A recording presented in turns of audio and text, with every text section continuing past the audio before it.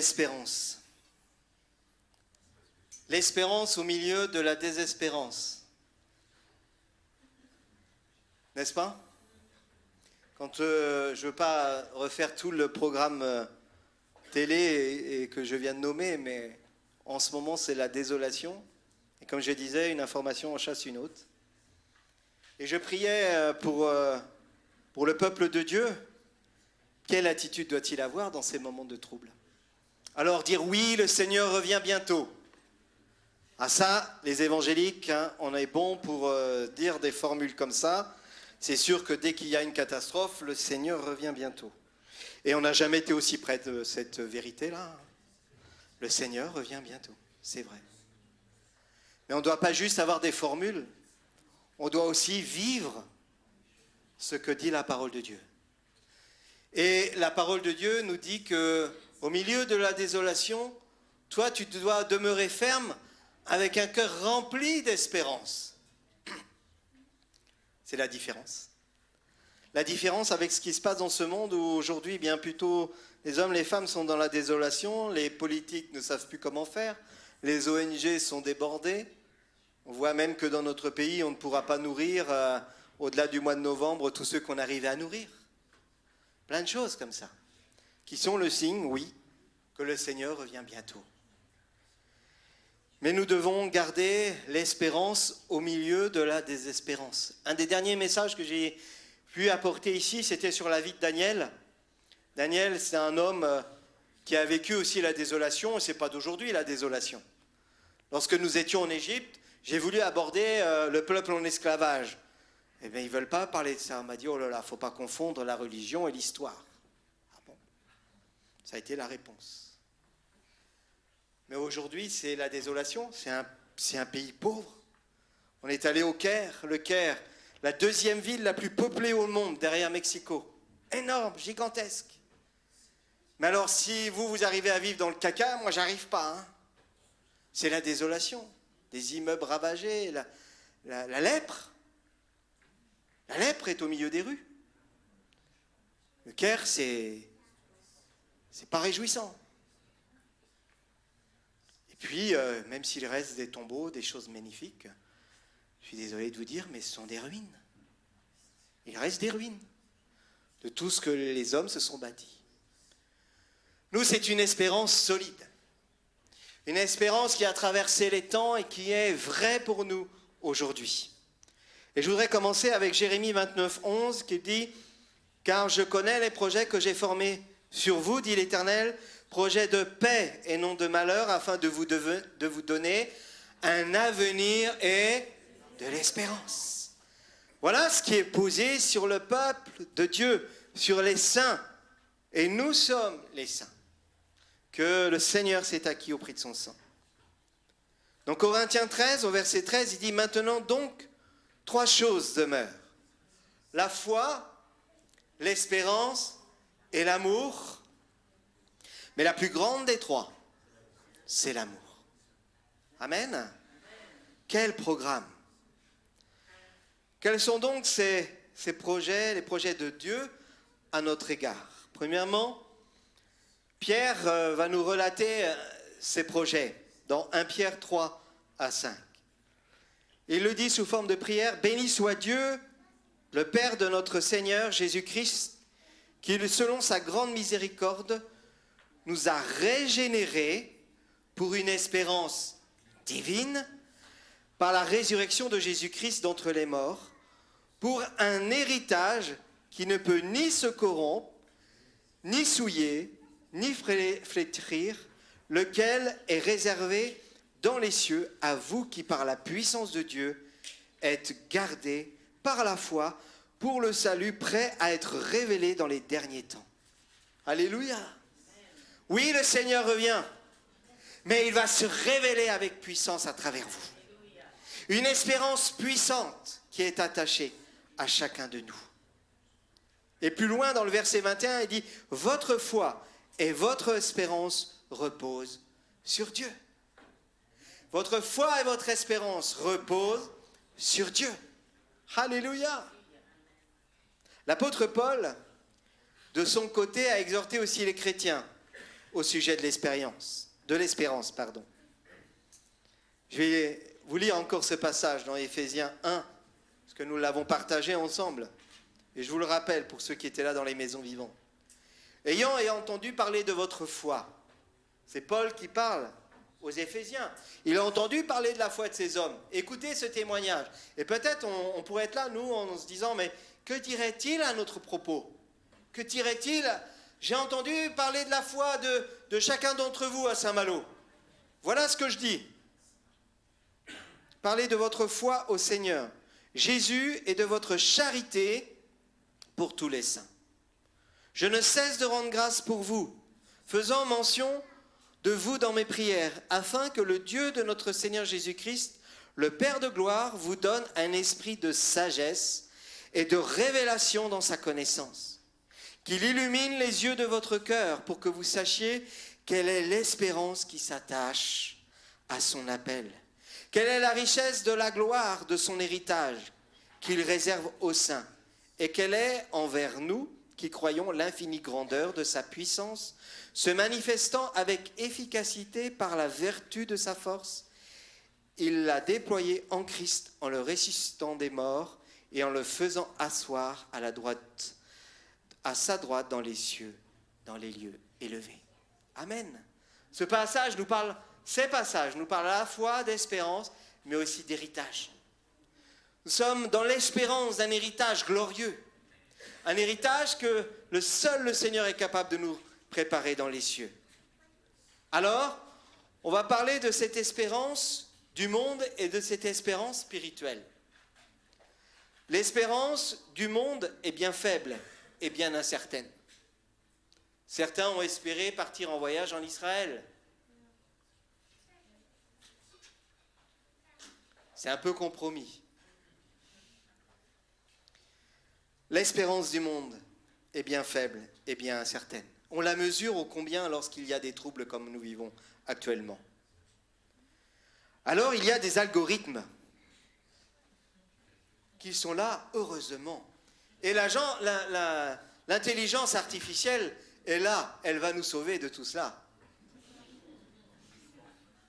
Ah, vous y croyez? Bon, ça c'était une parenthèse qui n'était pas dans mes notes. Hein. Mais les algorithmes sont une façon de penser. Elles considèrent ce que nous sommes. La pensée du monde considère ce que nous sommes. Elle considère ce que nous avons, ce que nous possédons. Elle analyse les circonstances de nos vies. Si nous sommes en plein emploi, si nous avons une belle voiture, si nous correspondons à tel standard, alors nous sommes dans la classe moyenne ou inférieure ou supérieure. Et alors, de tout ça va déterminer un avenir probable qu'on appelle aussi espérance de vie. Un enfant qui va naître dans une famille aisée va avoir un potentiel, une espérance de vie autre que celui qui est né dans une famille ouvrière. Des algorithmes. Je dis bien, l'espérance du monde est bien faible et bien incertaine. L'espérance du monde, comme sa paix ou sa joie, sont ensuite attaquées, et on le voit aujourd'hui, en une nuit. En une nuit, tout peut être mis en question. Je reviens en Israël, où, sous ce dôme de verre qui était soi-disant invincible, en une nuit, tout a été remis en question. L'invincibilité a été anéantie. Alors, le doute apparaît, la peur s'installe, vient l'inquiétude, aussi la culpabilité de ne pas avoir su être vigilant ou à l'écoute. Et ça, on peut le mettre dans chacune de nos épreuves aussi. L'inquiétude, la peur, le doute, les tremblements, les faiblesses de l'homme. Espérer qu'il fasse beau demain est bien différent que espérer qu'il fasse jour demain. Certains aujourd'hui se posent cette question, fera-t-il jour demain pour eux? L'apôtre Paul rappelle que ce qu'était l'espérance dans notre vie passée. Et la différence entre la vie passée et celle d'aujourd'hui pour les chrétiens. Éphésiens 2, et je reviens sur ces passages que nous avons travaillés ensemble. Souvenez-vous, des fois on a besoin de regarder un peu en arrière quand même. Il dit, souvenez-vous, où vous étiez en ce temps-là sans Christ, privés du droit de cité en Israël, étrangers aux alliances de la promesse, sans espérance et sans Dieu dans le monde. De là d'où vous venez. Troisièmement, c'est une espérance surnaturelle en nous, mais venant de Dieu lui-même. On ne peut pas la trouver ailleurs. Le psaume 62 au verset 6 nous dit « Mon âme, confie-toi en Dieu, car de lui vient mon espérance. » Mon âme, confie-toi en Dieu, car de lui vient mon espérance. Quand nous sommes arrivés en Égypte, c'était le premier jour où la guerre était, on était dans l'avion et on apprenait la guerre. On s'est dit, avec mon épouse, dis donc, s'il fallait acheter le billet aujourd'hui, on ne le prendrait pas. Heureusement qu'on l'avait pris avant. Et puis vous savez quoi? Les anges étaient avec nous. Alléluia! C'est l'espérance du chrétien. Dieu campe au milieu de toi, autour de toi, une armée d'anges. Alors ça ne nous empêche pas d'être réfléchis et pas être insensés, on ne va pas aller non plus n'importe où. Mais nous ne sommes plus sans Christ. Nous ne sommes plus privés de la droite cité dans sa présence, dans son église, dans sa maison. Nous avons droit de citer auprès de lui. Et il nous faut nous souvenir de ne pas prendre ces choses à la légère. Nous ne sommes plus comme flottants dans ce monde, mais ancrés en lui.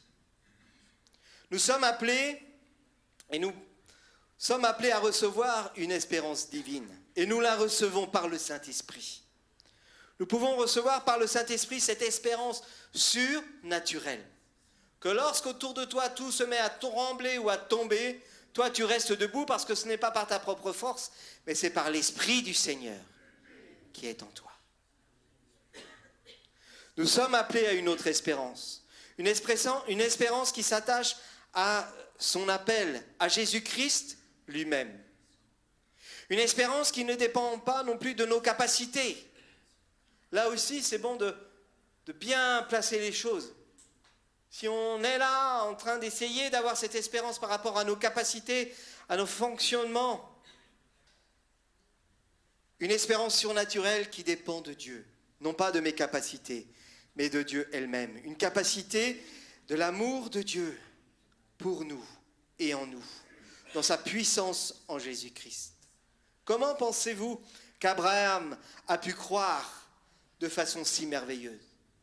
Abraham, à qui Dieu avait révélé les choses, il dit, tu auras une nation aussi grande que les étoiles.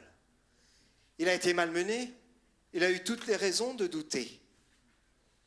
Mais voici ce que la parole de Dieu nous dit dans Éphésiens 1 au verset 18 à 20. Comment pensez-vous qu'Abraham, donc, il nous est dit, je me trompe de référence, dans Romains 4, 18, espérant, il nous est dit, espérant contre toute espérance, il crut. Simplement. Espérant contre toute espérance, Abraham crut.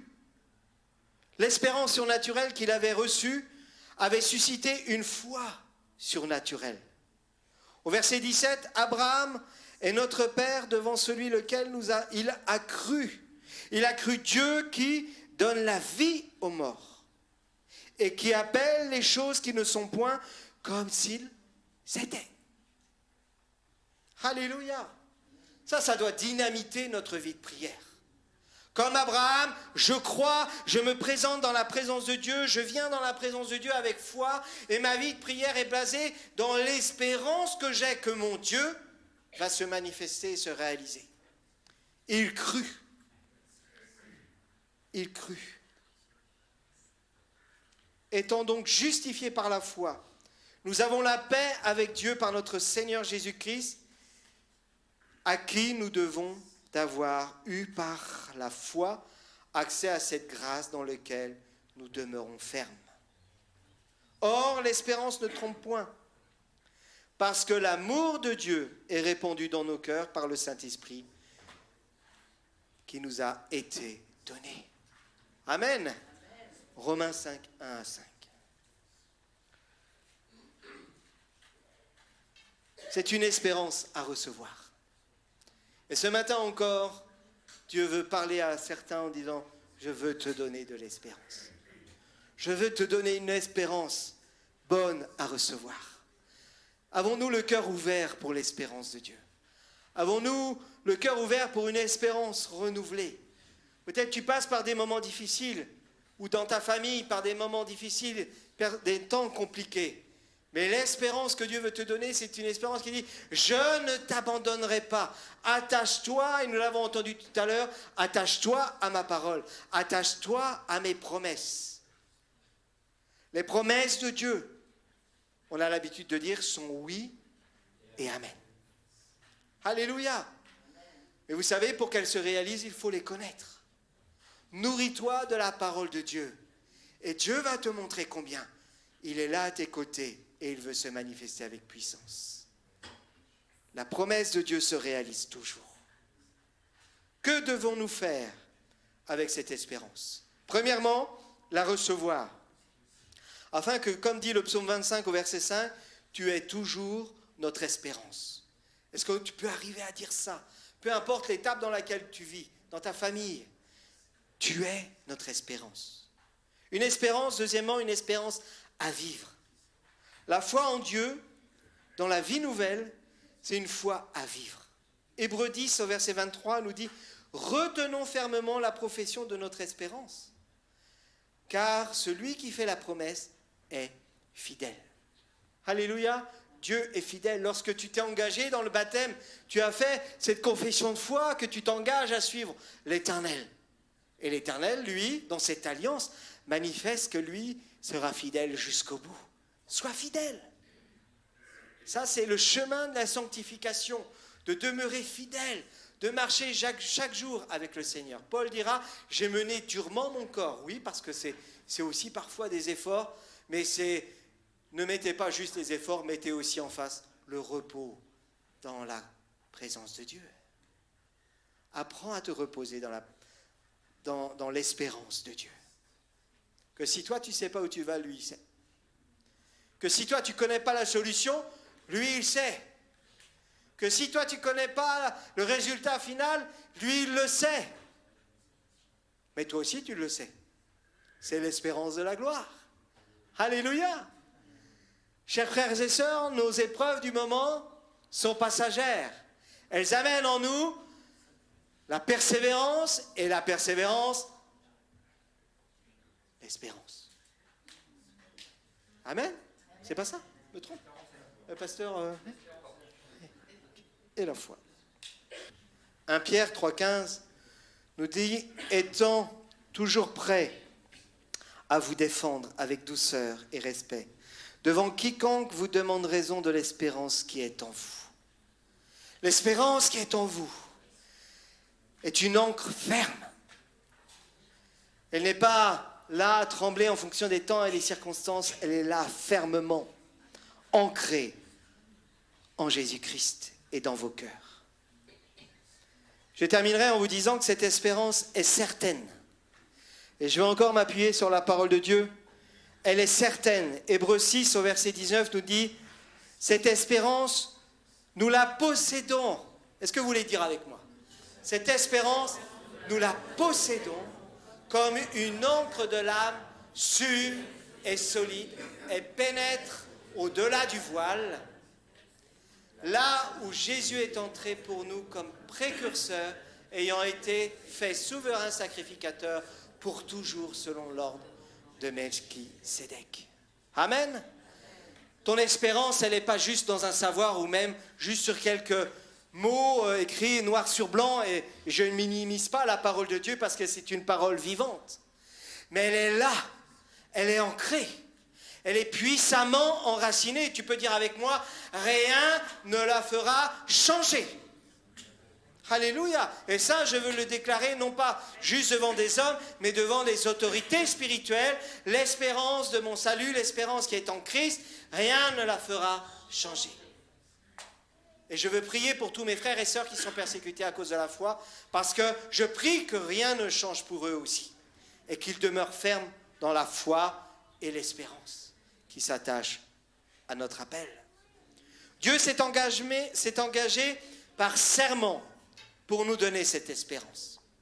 Dieu s'est engagé par son Fils unique qu'il a offert pour nous à la croix, et nous pouvons que lui dire merci Seigneur, parce que sur la croix, il a tout accompli. Nous avons une espérance ferme, une espérance puissante. Pourquoi travaillons-nous tous ensemble au service du Seigneur? Pourquoi sommes-nous pardonnés? Pourquoi nous soumettons-nous tous au Seigneur et les uns aux autres? Pourquoi nous aimons-nous tous les uns les autres? Je reviens encore à ce que nous avons étudié. Pourquoi rendons-nous témoignage autour de nous pour aider nos semblables? Parce que notre espérance est dans le Dieu vivant, même à l'heure de notre mort. Alléluia. Jusqu'au bout, cette espérance est là. Je terminerai avec un passage de Timothée 4, au verset 10, qui dit « Nous travaillons en effet, et nous combattons, parce que nous mettons notre espérance dans le Dieu vivant, qui est le Seigneur de tous les hommes, principalement des croyants. » Vous êtes des saints. Et vous avez une responsabilité par rapport au statut que vous avez de saints. Nous travaillons en effet, et nous combattons parce que nous mettons notre espérance dans le Dieu vivant, qui est le Sauveur de tous les hommes, principalement des croyants. Amen. Demandons au Seigneur son aide. Demandons au Seigneur sa puissance afin de rester dans l'espérance et que le Dieu de l'espérance vous remplisse et nous remplisse de toute joie, de toute paix, dans la foi, pour que nous abondions en espérance par la puissance du Saint-Esprit. Amen.